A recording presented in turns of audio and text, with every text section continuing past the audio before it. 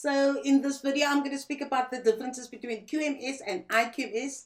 Both are performance management systems, but the QMS, the quality management system, is the new performance management system that applies to all school-based educators. And the IQMS, you can say goodbye to that because that is the old performance management system. So before or while I'm explaining what the QMS process is, I'm going to highlight the differences between the QMS and, of course, the IQMS. So the first question, I suppose, that you want to tackle is the fact that you need to know what the QMS performance management system is. Now, before I do that, let me just introduce myself. I'm Sharon Lewin. This is the School Corridor channel, and we discuss all things related to school management and leadership, teacher well-being, and of course, we do touch on tech tools that you can use, because the intention is to make sure that you grow and be inspired and empowered and become the best teacher that you can be. So don't forget to subscribe to that YouTube channel so that you can see what other wisdom or other nuggets of wisdom you can get there, right? So what is QMS? The first thing you need to understand is that QMS is an appraisal process. It is intended to measure how you are performing at school, either as a classroom teacher or as one of the school managers and leaders. So that is the objective of the QMS. It is an objective or impartial process where you will be appraised according to your job description.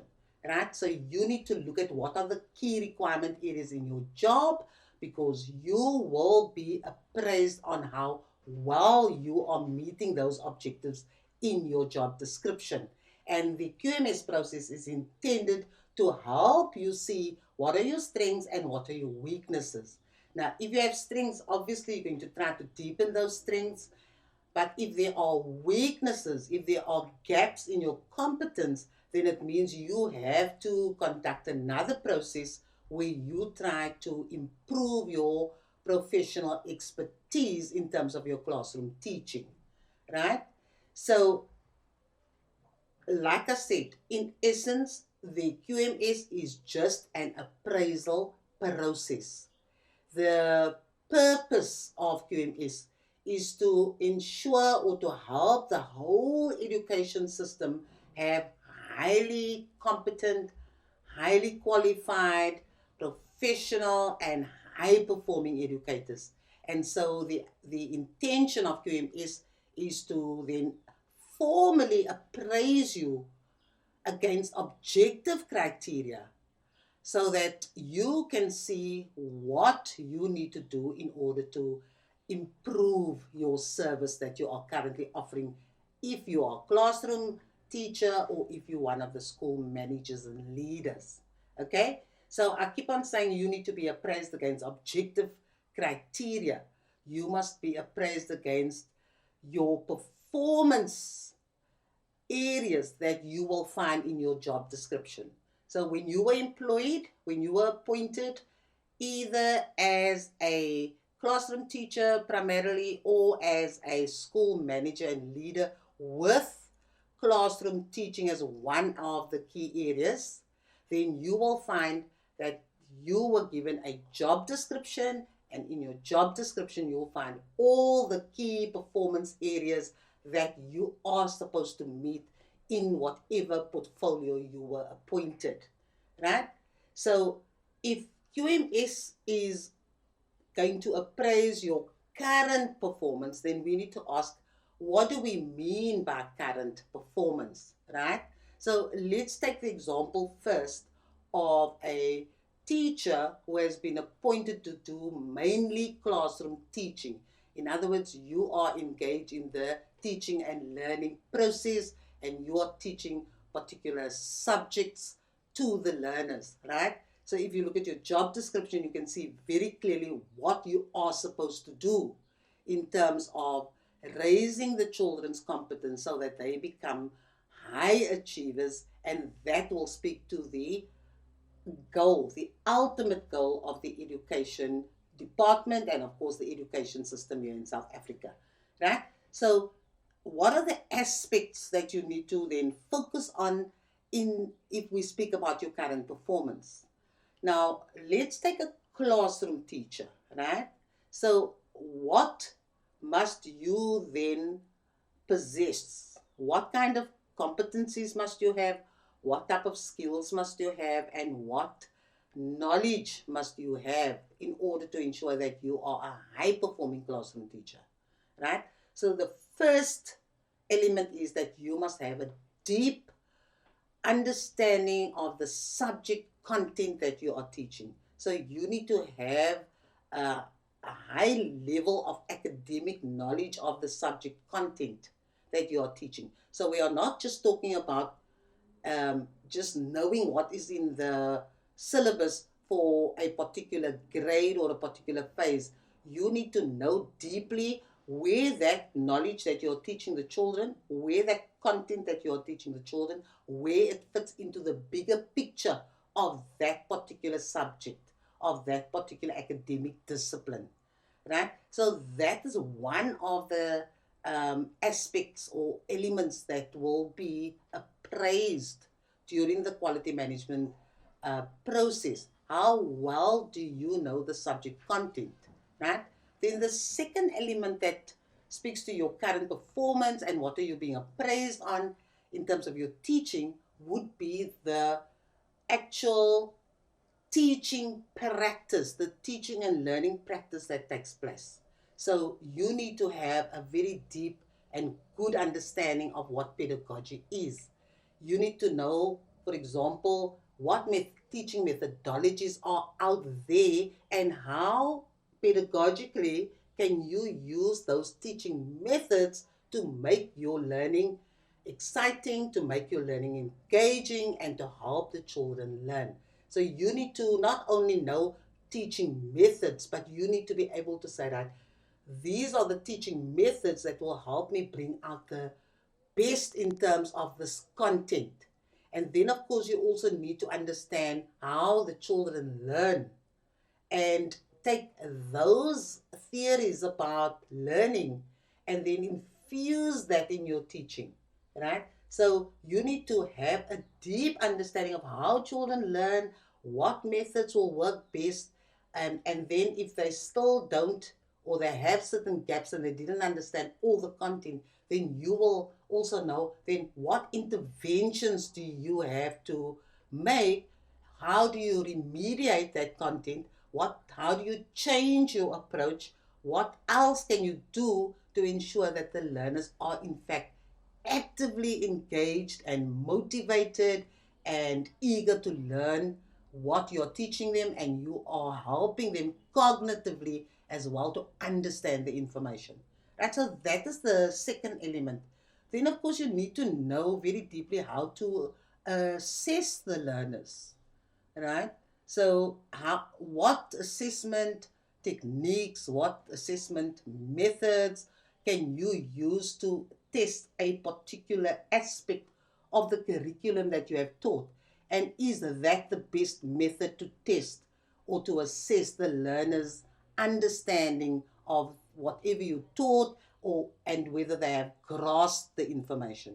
So knowing assessment techniques is one part of the picture. You also need to understand what is the best techniques to test that particular knowledge that you have. Are there other ways of testing it?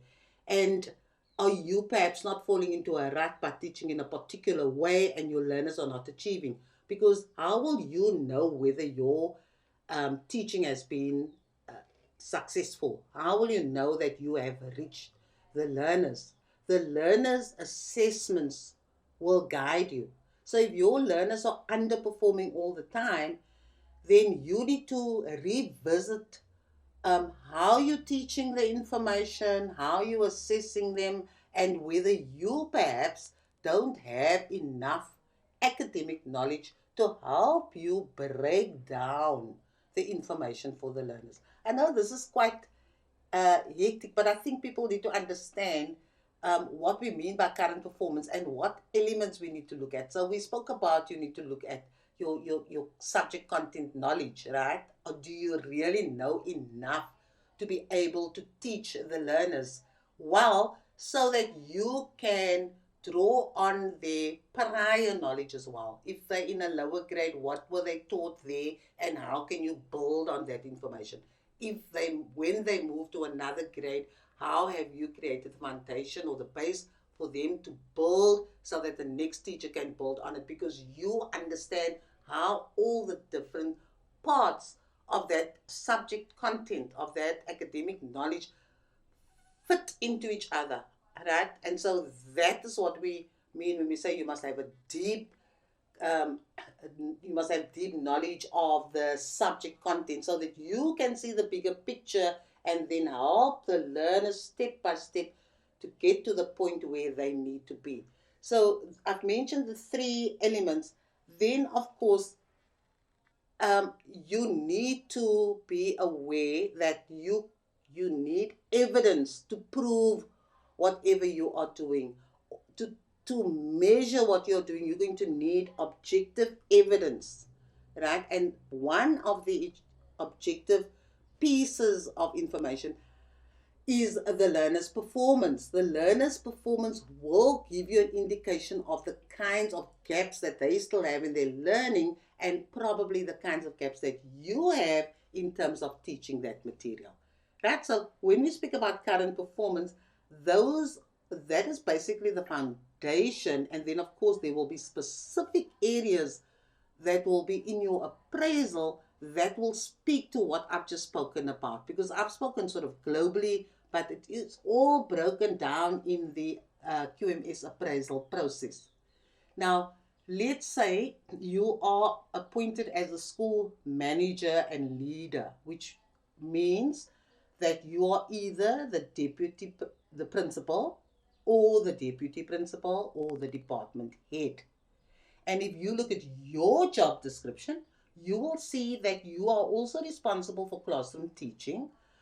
But as you go higher, especially for the deputy principal and the principal, you will see that the most of your key performance areas speak to managing and leading your school, and of course all the aspects of school organization. It's a little bit different with the department head, because the department head is also primarily a classroom teacher, with a majority of those performance areas the performance areas in your job description speaking to classroom teaching. But because you are a senior manager, as when you are a department head, you also have to do curriculum management. In other words, you have to manage and lead all the teachers that form part of your department. You have to provide them with the support, you must create the right environment for people to learn, and you'll have to mentor and coach, and you have to make sure that all the administration is done as well, that all the planning is done, so that your department can function optimally, and that teachers know exactly what they are supposed to do, when they are supposed to report back, when they're going to be monitored, and how they are going to be assessed on their performance, right? So QMS, this is the beauty of QMS, that the QMS process, or the QMS appraisal system, is directly linked to your job description, right? So if you are a classroom teacher, then you will be assessed on the key performance standards in your job description. If you are a school manager and leader, you will be assessed primarily on your management and leadership according to your job description. Now, that area wasn't as clearly defined in IQMS, right? But now, with the quality management system as a streamlined appraisal system, you have that direct link between your job description and what you have to do. And the QMS process is an appraisal process which will say, Sharon, you are supposed to teach, or you must do this. These are your key performance areas in your job description, And so based on that, here is the QMS process that will give all the key performance areas which are directly linked to those that you find in your job description, and then based on the evidence, based on what can be observed, what can be assessed, what can be measured, your current performance will then be quantified, because the QMS process also has a scoring system, right? So that is what we mean when we speak about the quality management system being an appraisal process where your current performance is being measured. Okay? And your appraisal is directly linked to your job description. Okay? So you need to know what your job description is so that you can make sense of why those performance standards in the QMS appraisal processes are there, because they speak directly to the key performance areas in your job description. Okay, I hope you got it up to that point. Now, if you're a classroom teacher and you have key performance areas or key requirement areas in your job description, you will be assessed on that. If you are a school manager or leader, then you also have a management and leadership function, and you will be assessed on those management and leadership performance areas or standards, right? So if you're a school manager, you will be in charge of certain areas of the school organization. So if you are a department head, you are in charge of all the teachers who teach in your learning area, your learning phase, or your department. So if you are in charge, then you are the supervisor. You are the immediate supervisor of all the educators teaching in your specific department. And so all the teachers in your department will report to you, and you will provide the guidance and the direction, strategic direction of that department to your team. So if you are in charge, and you must ensure that teaching and learning takes place effectively and efficiently in your department, then you are also the person who must assess or appraise how the educators in your department are doing. How are they performing? Right? So you're the immediate supervisor. And in the QMS appraisal system, you as department head will be the appraiser of all the educators in your department. Right? So that's a shift from IQMS. The IQMS process allowed for a development support group that used to comprise of the educator appraisee, the peer that the educator chose, and of course the supervisor, who in this case is the department head, right? And so those three parties will then appraise the educator. Educator will also do self-appraisal, and then you have a negotiated score, which will be the final score of the educator. Now with QMS, it has been streamlined, it's far clearer, it is more laser focused, it is holding people responsible for the work that they must do, and therefore if the department head has been appointed as a supervisor, the department head is the only one who is the appraiser of the respective educators in that department. So no longer do you have another party like a peer also appraising you. It is just a partnership between you and your department head. So you will do your self-appraisal, which is also built into the QMS process, and then your department head will do a lesson observation, right?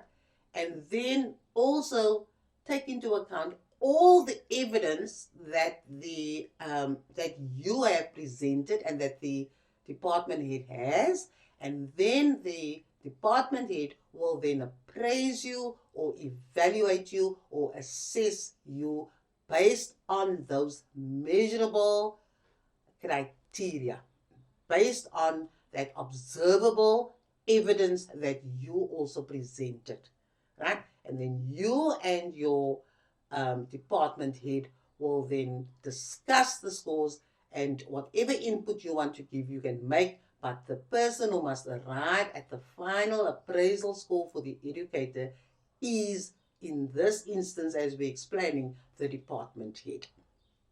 Okay? If you have any questions around that part, then you must just let me know, and then of course I can answer specific questions. But I'm just trying to demonstrate that the QMS process is streamlined. It holds people accountable for the work that they must do. And in the case of who does the appraisal, who conducts the appraisal, the educator has, according to QMS, the legal right and to do the self-appraisal, and then of course the department head must do a lesson observation or a few lesson observations, and then based on all the evidence come and arrive at a final score. So the point I want to just underscore is that yes, QMS is an appraisal process.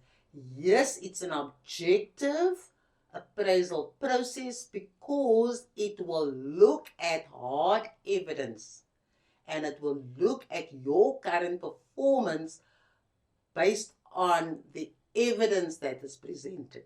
And the only person who is legally responsible for your appraisal is your immediate supervisor. And if your immediate supervisor is the department head, then the department head becomes the appraiser. If your immediate supervisor is the deputy principal, the deputy principal will appraise you, and therefore the deputy principal is the only appraisee. If you are a deputy principal, then your immediate supervisor is your principal, and so your principal becomes your appraiser. And of course, the principal will be appraised by the circuit manager. Okay? So now that I've clarified that, I want to just talk about a provision that the QMS makes that wasn't in the IQMS. The QMS, or quality management system, makes provision for a resource person. Now, the resource person does not replace the peer that you had in IQMS. The resource person is a person with the relevant expertise that you as an educator would like to have as an observer during your lesson observation process and when you finalize your appraisal score at whichever appraisal moment you are at. And that is what I'm going to explain next. So the resource person is optional. If you as an educator feel that you need somebody to observe the formal appraisal process, you may invite a resource person with the relevant expertise. And so that resource person may observe the lesson with the supervisor, and that resource person may sit in the discussion when you are finalizing your score and when your department head or your immediate supervisor presents you with your final score, and the resource person will only sign to say that he or she has been present. The resource person has no input in terms of your appraisal score. Okay? So, we're talking about formal appraisal all the time. So, how does the QMS appraisal process work? Right? The first point is that the QMS process is an annual cycle. It happens over one academic year, but here is the difference. That during the QMS process, the QMS appraisal process, you will have two formal appraisals, unlike IQMS, which just allowed the process to happen, teaching and learning, management and leadership to happen, and then as you move towards the third quarter, you start working on appraisals, right? And then you finalize your score and then you submit. With the QMS, the intention is for the appraisal process to happen as an ongoing process. So there are 4 appraisal sessions during one academic year. But of the 4, 2 of them are formal appraisal processes, right? So you start the year, and then of course you have the informal appraisal process. During that time, you and your immediate senior will have discussions, you'll meet, you'll get your mentoring, and you'll get your support, and you will be directed in, for whatever area you have requested. So all that informal conversations can be minuted, doesn't have to be minuted. All that support and mentoring that you're getting from your department head or your immediate superior will happen during the first quarter, and then when you get to the second quarter, you will actually be formally appraised. In other words, you have to complete the self-appraisal where you assess yourself. You appraise yourself based on those clear criteria that will be in your appraisal document. Right? So you do your self-appraisal, and then your process starts where you will have your lesson observation. You will, of course, provide all the evidence, the measurable evidence, the material, all the indications that you have to support your score, so that you can present that to your appraiser. Then your appraiser will do a lesson observation, and then based on what the appraiser has seen during the lesson observation and what the appraiser has observed during the run-up to the appraisal process, and based on what you are going to present as evidence, the appraiser, your immediate supervisor, will then finalize your score, right? So your self-appraisal will just be, and it will give the appraiser an idea of how you have appraised yourself and what information you used, right? So it's not a negotiated arrangement. You will present all that so that the appraiser can apply his or her mind, what he or she has observed, what evidence he or she has seen, whatever evidence he or she also has to support his or her appraisal of his or her appraisal of you, and then finalize the score. So that happens in around about June. Then, based on that appraisal, you will then know where you're doing well, what areas need attention, and you will then be given written feedback by your appraiser. So now you must then embark on professional development. You must find training. You must ask your supervisor also to point you in a direction. So you will then do on-the-job training, whether you go on formal courses, whether you're speaking to your colleagues, whether you are going to do online courses. Whatever training you are going to do is now going to be targeted, because you want to address those gaps that have been highlighted during your formal appraisal that you've just had. And then you will then again set targets for yourself and say, right, of all these areas that I must really revisit and try to improve my performance, I'm going to focus on these 2 or 3 aspects so that this forms part of my final appraisal, which will be done at the end of the year. So at the end of the year, you will have your final appraisal.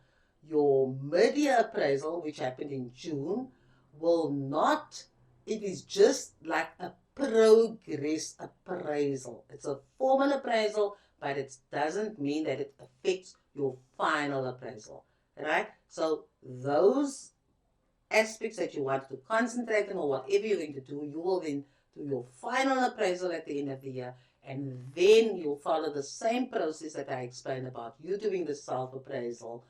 You're getting a lesson observation by your appraiser, and then all the evidence that you present and all the evidence that the appraiser has and the lesson observation will then be used to give you a score for your performance for the year. And should you have invited the resource person, because you invited that resource person based on his or her expertise, that person will then be the observer throughout the process, and will finally also just sign to say he or she has participated in the process as an observer, but that person does not score. And just to reiterate, the resource person that is provided for in the QMS does not replace the peer in IQMS. The only 2 parties who are involved in the QMS appraisal will be the appraisee and the appraisee's immediate supervisor.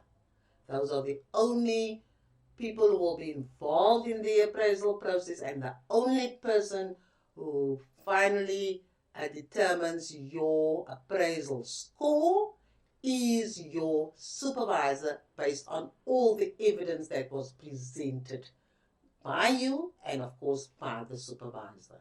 Okay, hope that is clear.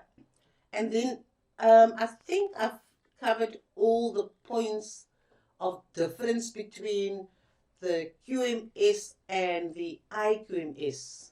And so what I'm going to do next is just show you how your job description, if you've not looked at your job description in years, how your job description and your appraisal instrument are aligned, right?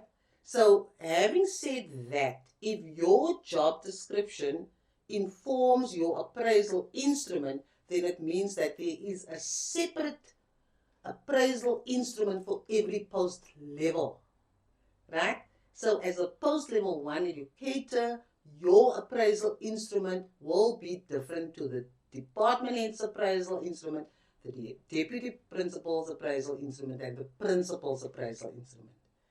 So at post level 1, your appraisal instrument will focus primarily on classroom teaching and the classroom teaching performance standards that will be based on the performance areas in your job description. The head of department will also have his or her own dedicated appraisal instrument, and because your department head is also a classroom teacher, you'll notice that the performance standards in the department head's appraisal instrument is the same as the post-level 1 educator's appraisal instrument.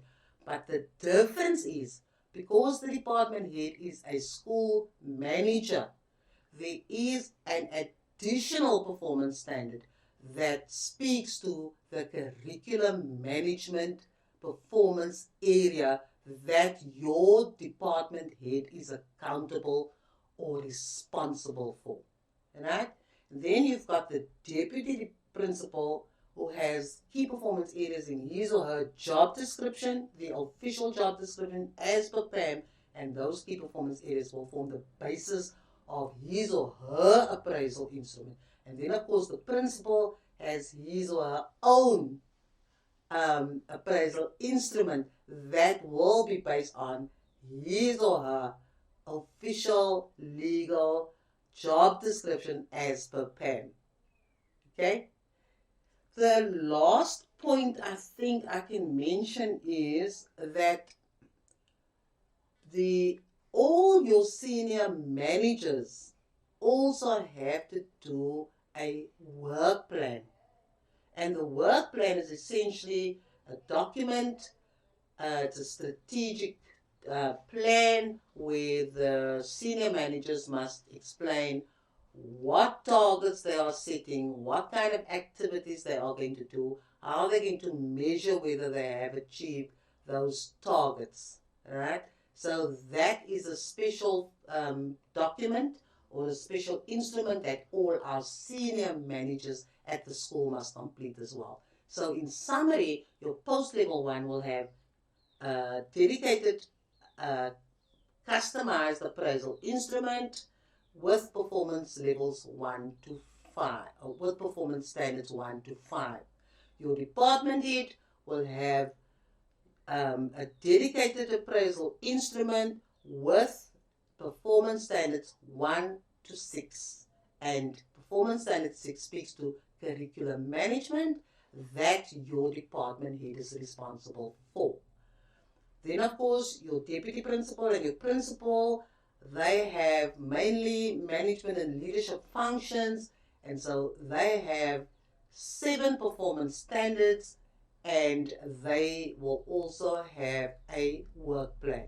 And of course, your department head has to have a work plan for performance standard 6 only, because that part speaks to the management and leadership. Right, that is a mouthful. So I think what I'm going to do now is I'll just quickly flip through the job description of each post level and then show you the appraisal instrument as well that must be used so that you can see how the two align. And that is purely just a visual so that those of you who got lost while I was explaining will get a better picture. You look on screen now, you can see I managed to bring up both documents. On the left hand side we have the job description of your post level 1 educator, and on the right hand side you have the appraisal instrument that will be used to appraise your post level 1 educator's performance, right? So if we look at the job description, you can see the aim of the job is to engage in class teaching, and then of course you must engage in the academic, administrative, educational and disciplinary aspects and organize extracurricular activities. If you go to the core duties, your performance areas, your core performance areas that you must meet, you must deliver on these core performance areas as an educator, that is spelled out in section 3 of your job description. You'll see the core duties and the responsibilities of the job. And the first core duty you have is teaching, and you get all the details there. And I've just highlighted 3.1.3, which is directly captured in your appraisal instrument in the QMS process, right? So to prepare lessons taking into account orientation, regional courses, new approaches, techniques, blah, blah, blah. And that speaks directly to performance 2 here in your self-appraisal document, right? There you have performance area 2, your curriculum knowledge, your lesson planning and presentation. And then of course 3.1.5 also speaks to performance standards 1 and 2, where you have to plan, coordinate, administer, evaluate and report on learners' academic activities. If you look at performance standard 2 and you look at performance 3, you can see there that it speaks to your curriculum knowledge, your lesson planning, and of course in performance standard 3 it speaks to learner assessment and achievement. 3.1.7 is captured in performance standard 1. And then if you go to the next section, 3.2 extracurricular activities, you'll see performance standard 5. You must assist the departmental lead to identify aspects which require special attention and to assist in addressing them. And then of course 3.2.2. Then if you go to performance standard 5, you can see performance standard 5 speaks about your extramural and co-curricular participation. And so we can go through your job description, but I thought I'll just highlight a few of the aspects so that you can see the direct link between your appraisal instrument that will be used to measure what your current performance is, and then also identify your strengths that you have, and more importantly, what are the competence gaps that you have, so that you can start addressing those gaps via specific targeted training that you will embark on, so that you can become a high performing and highly competent educator, right? So there you can see under 3.4.2 and 3.4.3, those two aspects are captured directly in your performance standard for year in your appraisal document. So that is the good thing about the QMS, that there is a direct link, a clear link, a specific link between your job description and the appraisal instrument that has been developed, so that you can be assessed on those core performance areas. Okay, let's see if I can show you the department head's job description and also the appraisal instrument that will be used to assess a department head who is also a school manager. On the screen I have the department head's job description on the left hand side and the appraisal instrument that will be used to used as the instrument where the department head will be appraised.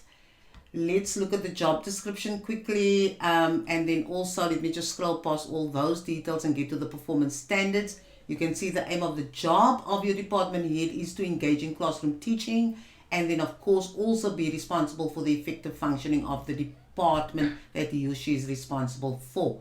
Right, so we go to the 3.1, the teaching responsibility, and then of course you'll notice that in the appraisal instrument, because the department head is also a classroom teacher with a curriculum delivery mandate, the first 5 performances standards are exactly the same as your post level 1, but the difference here in the department head's appraisal instrument is the fact that the department head has a leadership and management function, and that is captured in performance standard 6. So if you go to the job description under section 3.2 extra and co-curricular section, you'll see there that 3.1 again states that the department head must be in charge of a subject, a learning area or phase, must develop policy, must coordinate all the assessments in the department, must control all the work of the educators in the department. In other words, the department head is in charge of all the educators who are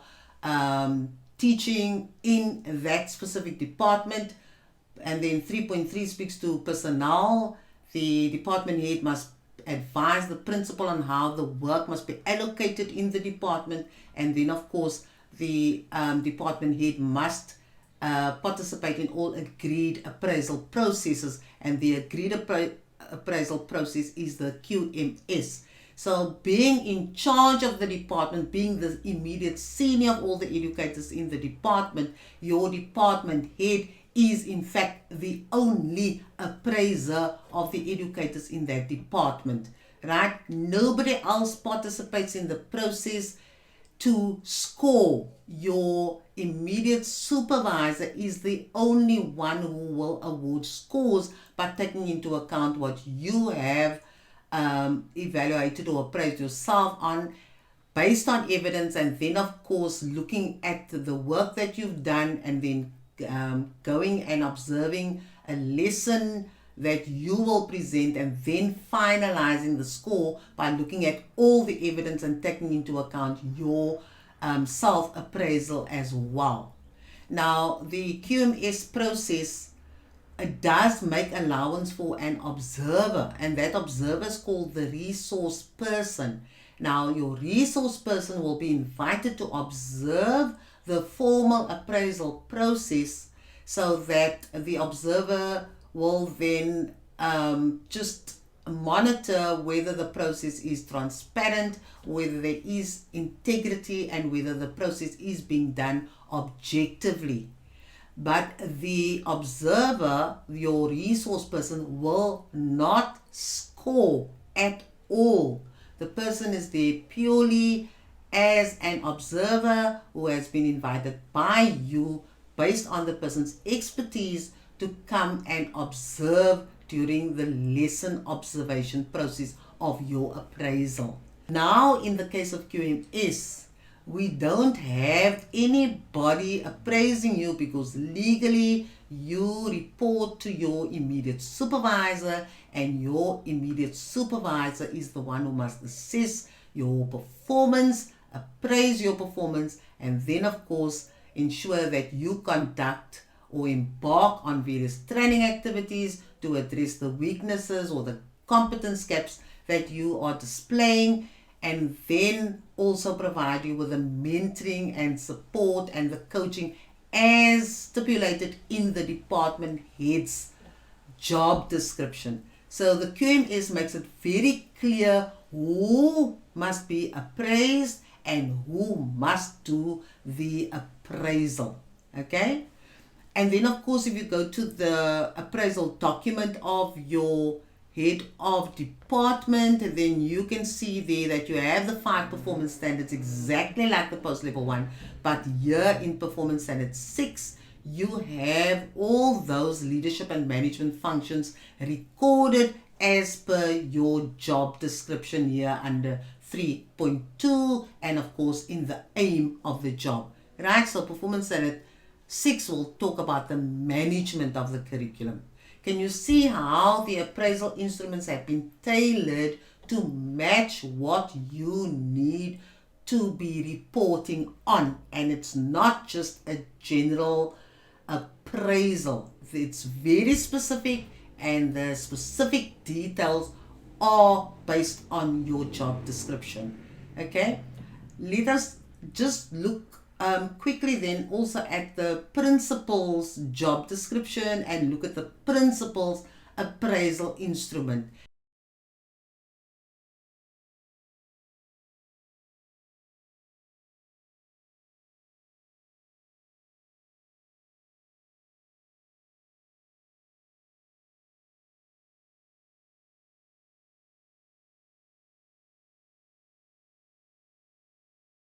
And I think you know that each of the appraisal instruments are tailored to speak to the particular post level.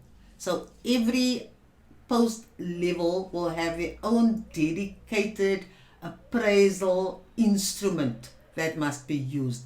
It's no longer like IQMS where you had one standard appraisal instrument, and then of course each of the different post levels had to just comply with the performance standards that were allocated to a particular post level.